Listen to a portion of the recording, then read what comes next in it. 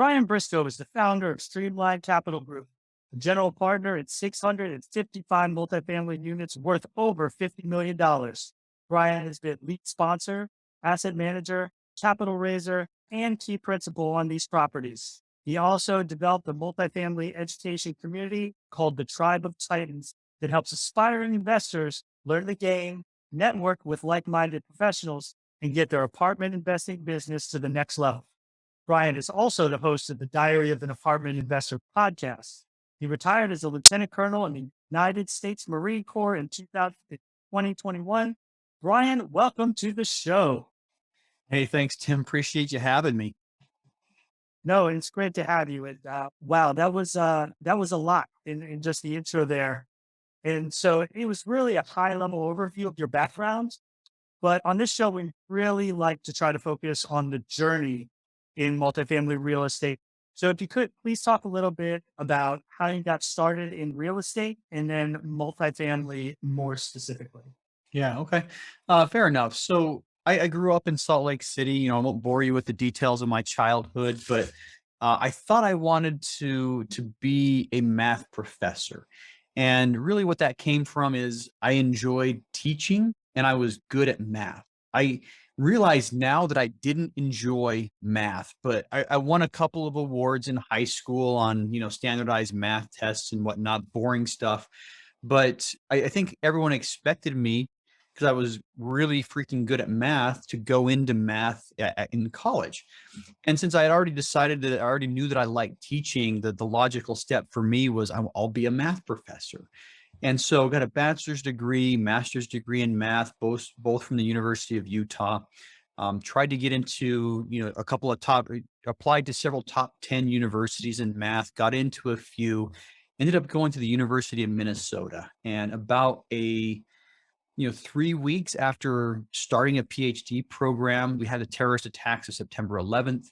And on September 12th, I was at a recruiter's office, thinking this changes things. This changes a whole lot of things, and decided to go active duty in the Marine Corps. And it's not a coincidence that my retirement date was 20 years and a month after September 11th. But I was an officer in the Marine Corps, like any military officer, went through the same training as everybody else.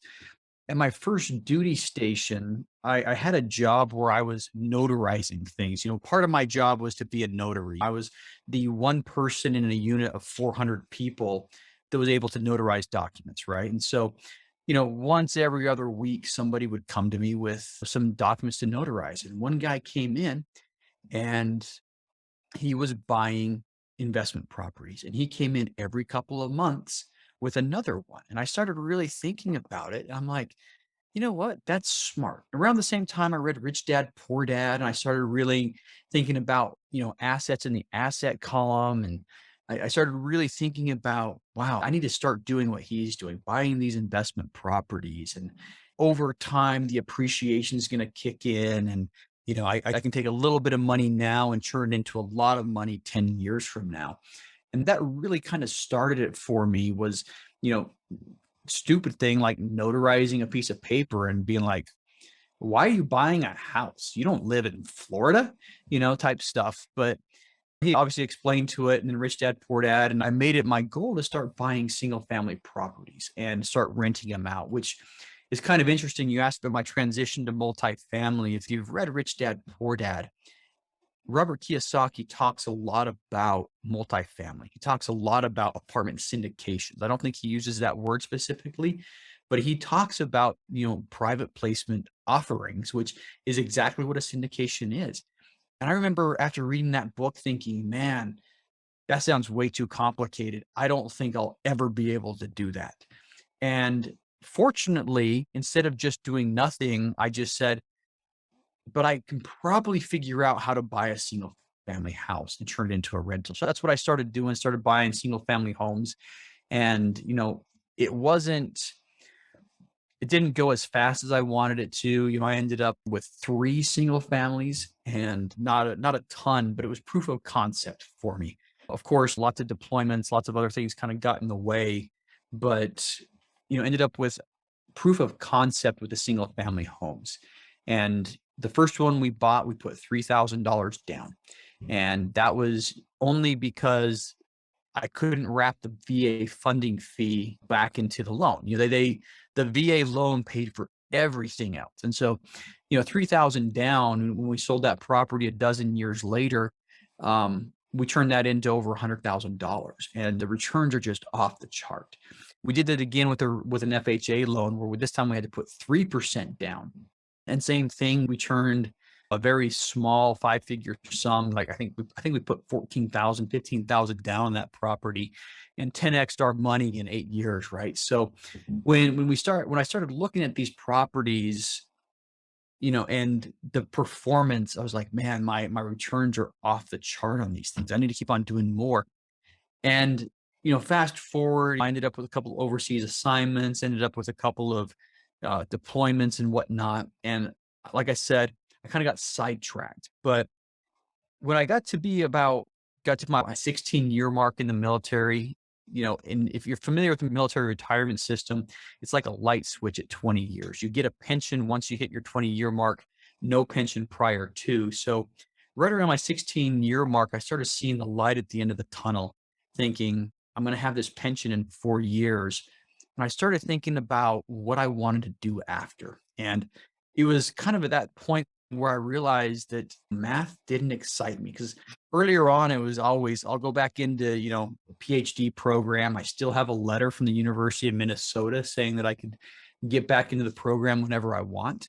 But I started realizing that real estate is what really excited me. So I started learning more about how to scale a real estate business. And when I started looking at single family homes, I started spreadsheeting and using those math skills at least a little bit to figure out how many single family homes I would need to replace my active duty income. And the answer was too many for me at the time. I think it was like 60. But fortunately, I caught wind of multifamily, and I started researching multifamily a little more.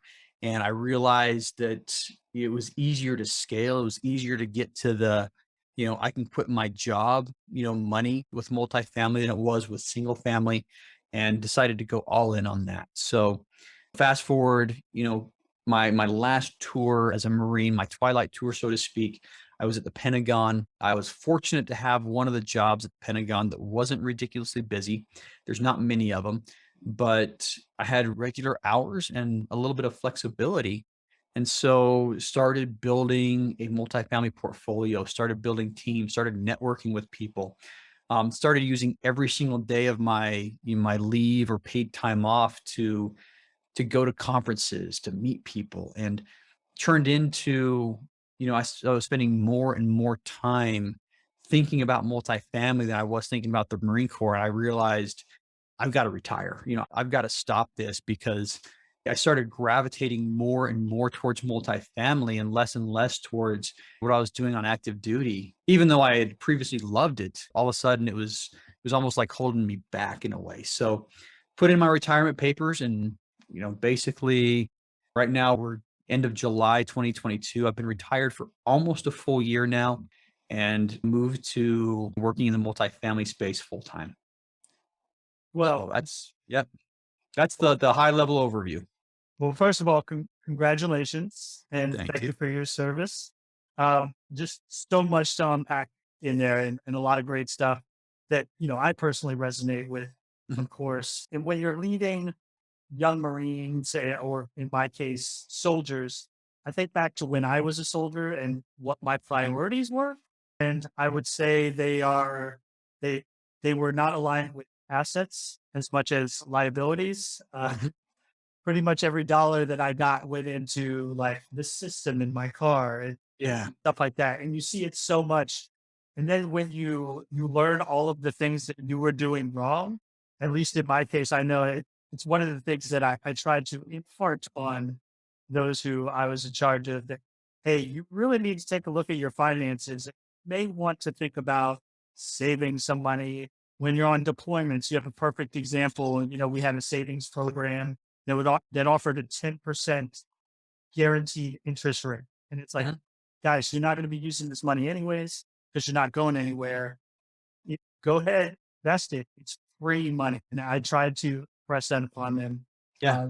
so many times. I don't know if that was The savers deposit. Yeah. Savers deposit program. I never actually participated in that program, but it was one that I tried to push people into as well. But, it's kind of funny how my investment philosophy has progressed. I think 15 years ago, almost 20 years ago, as a junior officer, I learned about thrift savings plan and low fees. And, a lot of people look at the thrift savings plan as like an industry leader because of the low fee investments. And I remember pushing a lot of people into investing, but looking back, man, I mean, I wish I would have kept that money out of a retirement plan, to be honest with you, because I wasn't paying taxes at the time anyway. It was just one of those things. But interesting how my own investment philosophy has changed over the last several years to where I would love to have all of that money outside of a retirement plan so I had more control. But you live, you learn. It's a good option for most people. But knowing what I know now, I wish I wouldn't have done it. Yeah, absolutely. I mean, hindsight, like you said, it's 2020. That 10% guaranteed, it doesn't even look as amazing as returns that we could get now at multifamily investing. Another thing they talked about was starting out with those single family homes after reading Rich Dad Poor Dad. And I thought it was interesting that you mentioned, you saw multifamily in reading Rich Dad Poor Dad. I guess the first time I read it, I wasn't ready for that. So I didn't even recognize maybe that was a possibility in what he was talking about. Mhm. So I saw it a lot like you did that, like, hey, whatever, I need to get assets, things that will make me money instead of costing money. And so I started, I knew I didn't want single family. So I started with like a duplex, right? Yeah. But it sounds like you were smart enough to use your VA loan on your house, which you then turned into an investment property by renting later. And that's also something that I try to put out there to the entire, veteran community. Like, and hey guys, it doesn't, and girls, Yeah. it doesn't need to be a single family house. Like you can get up to a quad with the VA loan. That's such a, I don't want to say easy way. Actually, it's little known fact. You can get up to 5 on a VA loan. That's your residence plus 4 is what the VA loan says. But, once you hit 5, you're into commercial real estate, which makes the lending a little bit different. But you can get up to 5.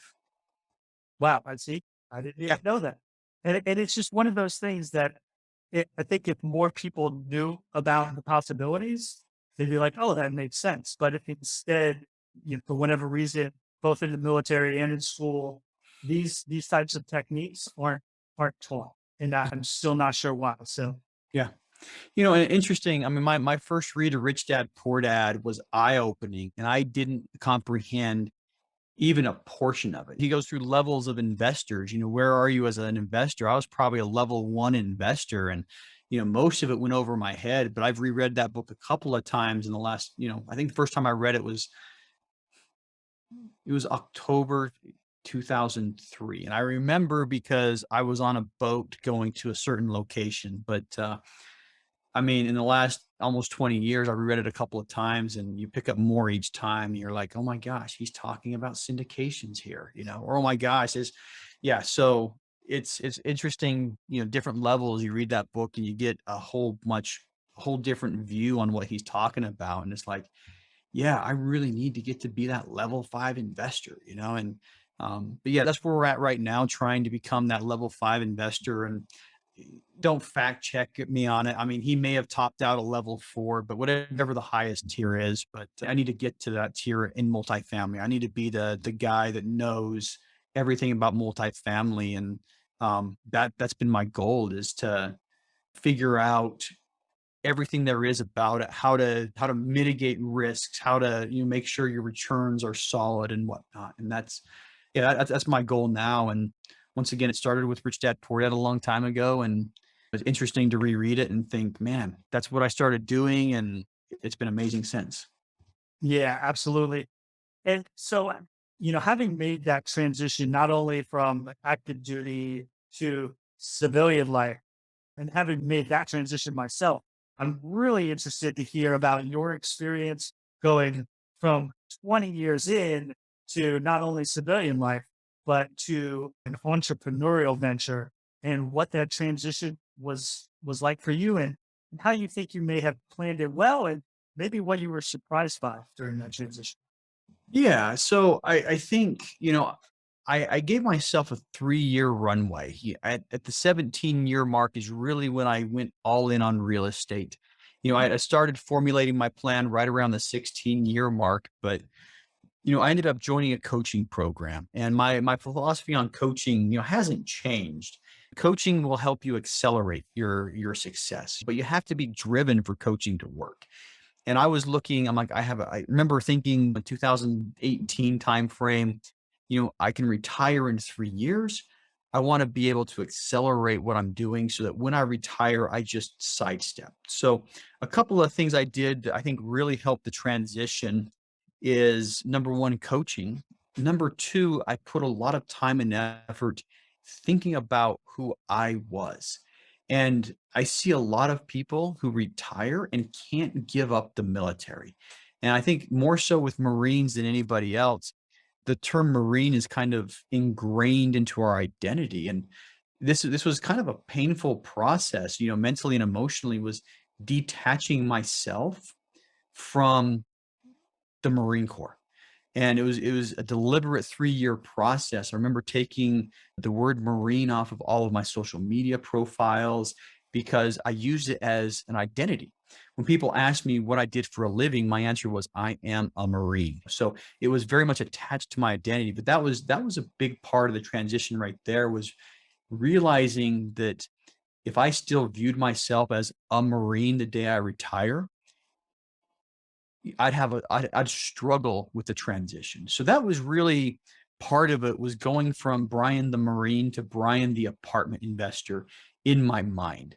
And once I made that switch, and it wasn't a light switch moment, more like the dimmer where you slowly turn it on, but um I had a whole different perspective at work, and it was, this is a job, it's what I do. It's not who I am. It's part of who I am, but that was definitely part of it.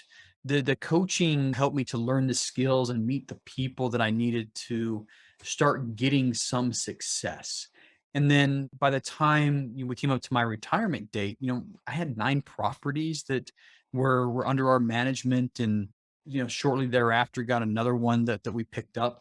So I had enough traction and enough, potential for future income right there, that I felt very comfortable leaving a fairly high paying salary and changing it in for a pension that's about 1/3 of what my take home pay was on active duty, and letting my entrepreneurial efforts, pay the bills. So one thing I didn't imagine would be an issue was, people say that the W-2 paycheck is a drug, and there were withdrawal symptoms there. I went from a paycheck on the 1st and the 15th of the month, rain, sleet, snow, or shine, to 1/3 of that on, I don't know if it was on the first or last day of the month, but that's what when the retirement check hits.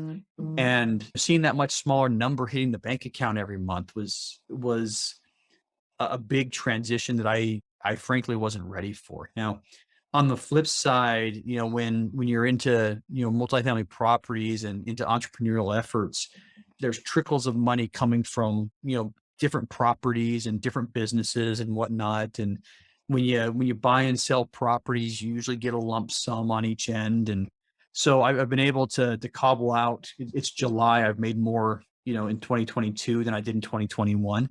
But amazingly, going away from that, paycheck every 2 weeks was something that I wasn't quite ready for. But now where I'm sitting, I've gotten a lot of momentum, and a lot of positive momentum, both on social media, through the podcast, through the Tribe of Titans, to where I'm very excited for the future. And it's what I make of it. I'm no longer a cog in a wheel like I was in the military. And I didn't realize I was for, the longest time, but no longer a cog in the wheel, but I'm more in charge of my destiny. And that's exciting to me. Yeah, definitely. And I mean, you talked about how liberating that can be, which I certainly identify with.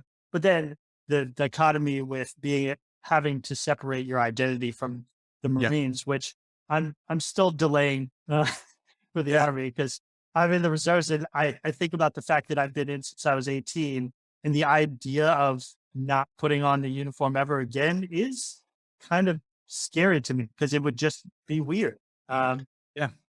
Yeah, so and where I am right now, I mean, my wife asked me the other day, or we were it was church on July 4th. Somebody asked me if I'd wear my uniform to church. And I was just like, no, I don't want to. I mean, it's kind of night and day difference. I mean, of course, I've got, a beard, facial hair, which would not go well with anybody who saw me in uniform. I mean, the rule is, a retiree, I've got to maintain grooming standards if I put that back on. But anyway, yeah, it's a much different mentality now as far as that goes. Where I think 4 years ago, I imagined myself, putting on the dress blues for special occasions, later on in life. And now that I've kind of detached myself from that identity, I still have my uniforms in a closet in the next room if there's ever an occasion that presents itself that I need to. But it's not something that it's not going to be my first choice, if that makes sense. yeah, and I think what you did that was really smart as part of that transition was plan like giving yourself that lead time, that runway that you talked about, where you were building that foundation for your business for when you knew you were gonna off ramp. Not just that, you were building your own reputation, your own brand, and your expertise. Someone seen as an expert in the field. That way you have that momentum now that you say that's continuing to build. Not just that, there's the pay side too, right? Like that's a real thing, um, because the money is not as predictable in any entrepreneurial venture. So building that pipeline of deals while you were still on active duty was really smart because over the next couple of years, those are going to go full cycle and you'll Yeah, see those big payouts and be able to kind of level things out financially, which so I just think that was super smart and yeah, something that I certainly want people to think about if they're considering coming off their W-2, military, whatever the case may be. Because sometimes I hear this, burn the bridges or burn the boats mentality. And I was like, that's very dangerous. you So know, I'll be honest. I had the burn the boats mentality, and that kind of helped me become successful. Now, granted, I knew I would have a pension to fall back on. So it wasn't, but I made the decision in 2018 that I would not look for another job. And that was one of the things that I mean, part of having that 3-year ramp was making that conscious decision. I will not look for another job. And I'm gonna be successful at multifamily, or I'm gonna be successful at multifamily. Those were the two options I gave myself. And I've got 5 kids, and so there's enough incentive there that had a long enough time frame, 3 years, and enough incentive. I've got 5 kids that I see every day. I've got to figure this out. I've got to make something work. And so I think in my case, the combination of a 3-year timeline to transition plus, burning the bridges in the aspect that I wasn't ever going to look for another job. And that was my version of burning the bridges. Everyone else, or not burning bridges, sorry, burning the ships.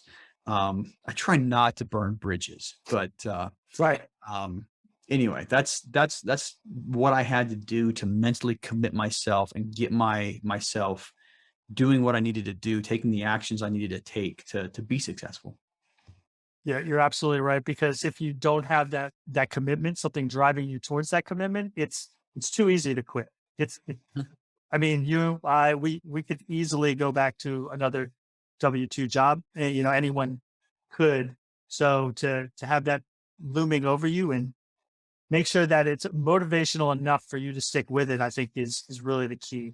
So you mentioned Tribe of Titans at the top of the show. I wanted you to kind of let me know what was the catalyst for launching that? What did Yeah. you think was the need there, and how did you determine that was the right point in where you were at progressing in multifamily to launch that? That's a good question. I think it goes back to what I started out with. My reasoning going to college was I like teaching. It's something that I recognized. Everything I was doing, I was teaching. I learned how to swim. I was on the swim team. I taught swim lessons. I got a first aid CPR with the Red Cross. I became an instructor. So everything that I was doing, I would learn and I would teach, and I enjoyed it. And I realized that. And so you rewind the clock back to 2018, 2019, where we're looking for properties, we're looking for investors. I started doing a lot of posts on social media. And what I realized is I enjoyed the calls with the people that I call now aspiring investors than I did the passive investors. So I needed to reach out to people who wanted to invest money with us. And that was my focus. But I was taking a lot of time talking to the people who wanted to do what I was doing.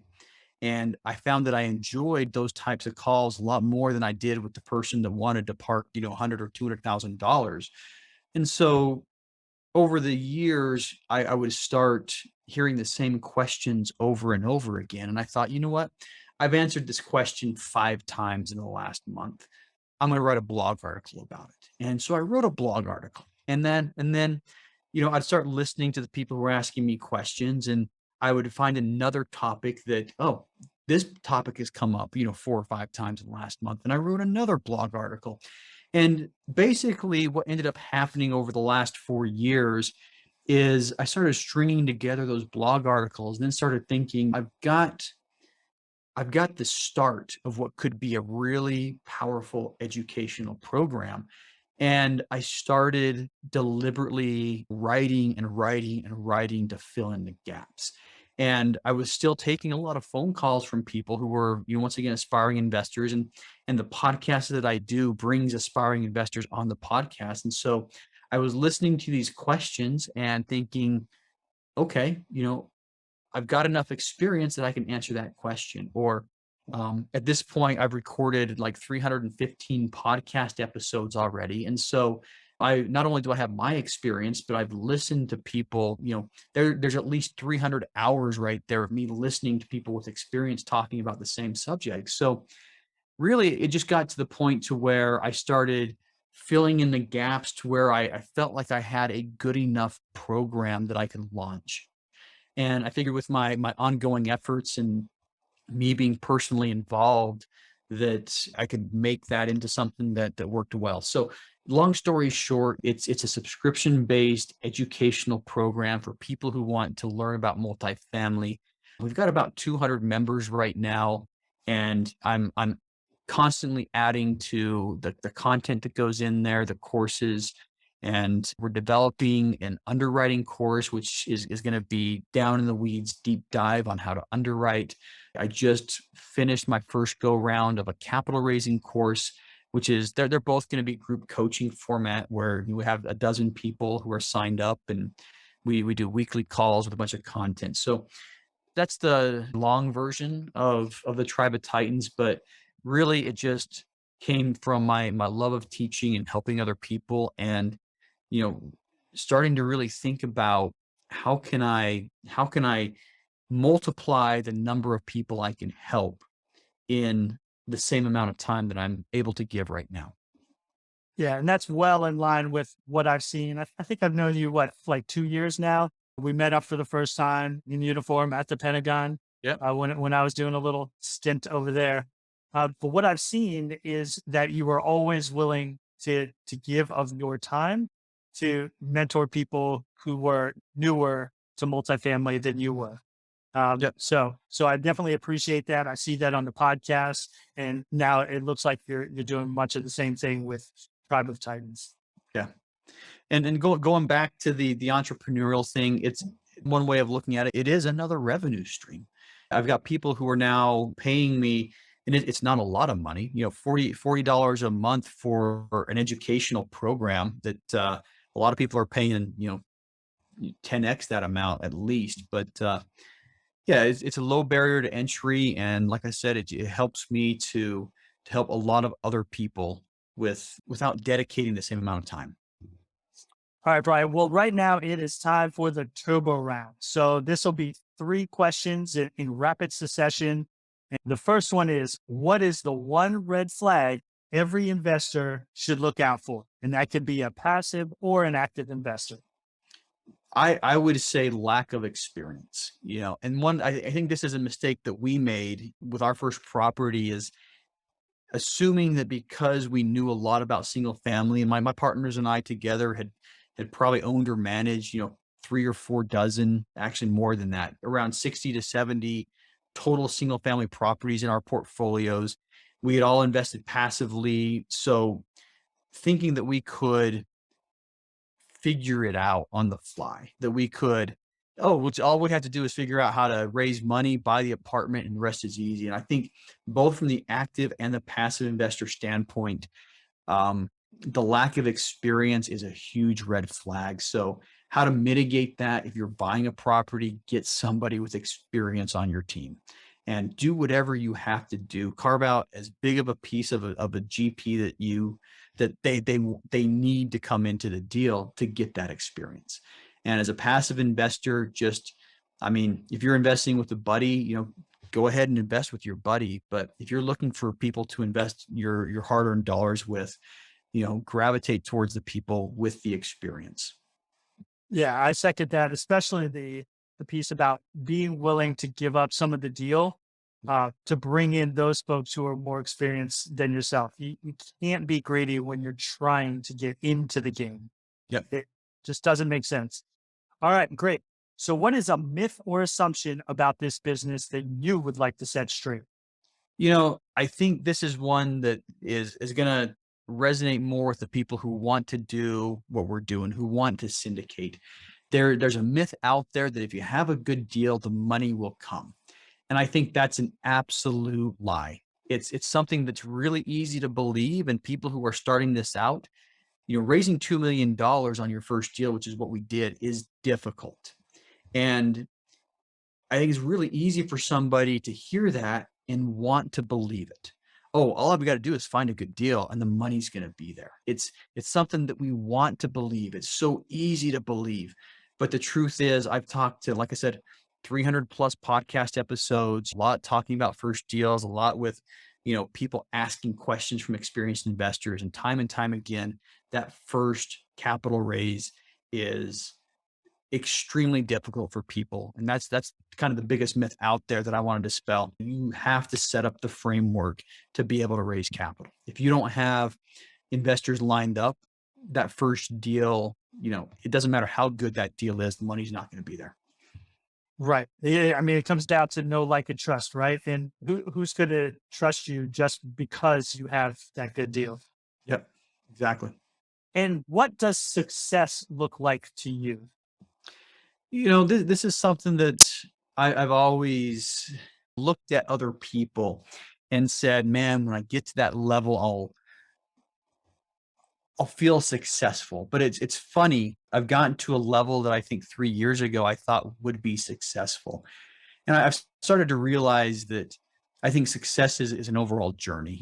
A success is knowing who you want to become and taking a step forward on that path every single day. That's what success is, because there's always somebody to look forward to. And I'm not a huge name in this space. 600 units is not a lot of multifamily units. That's what I have under my belt.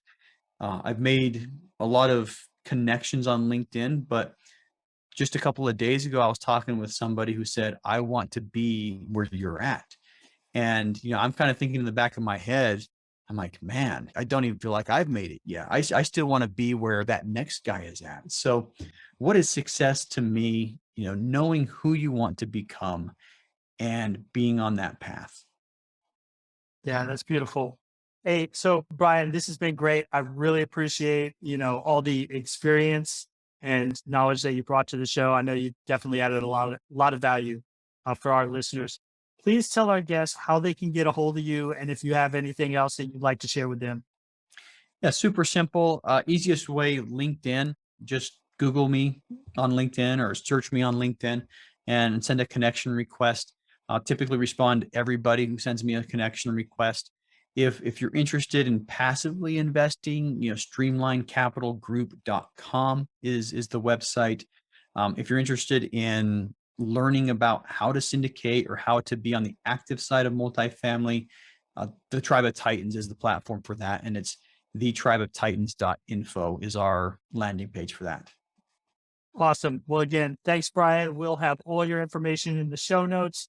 I really appreciate you coming on. And I just look forward to seeing you continue to do big things on your journey to multifamily millions. Perfect. All right. Thanks a lot. Appreciate your time and thanks for having me. All right.